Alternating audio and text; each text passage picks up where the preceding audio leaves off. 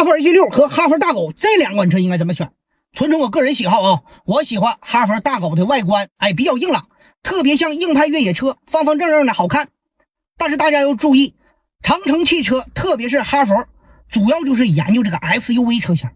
并且所有的哈弗汽车都是用 H6 衍生出来的。你比如说哈弗大狗，它也不例外。大狗表面看似非常的硬朗，像硬派越野车，但实际它是承载式车身，和 H6 一样，只不过外观呢和大小有点区别而已，就连发动机和变速箱都是一模一样的，而且它们的售价也差不太多。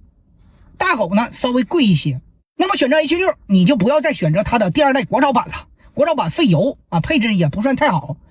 你要选怎么的也得选第三代，最好是选第四代。第四代改款以后，它的动力更强，油耗更低，配置更加丰富。第三代、第四代 H6 对比哈弗大狗的话，售价方面没有太大的差距，就连这个油耗它们呢也差不多。如果你要买车不知道应该怎么选，你可以打开懂车的点击销量榜，就可以看到海量汽车近期新车的真实销量排名，买车再也不怕被坑。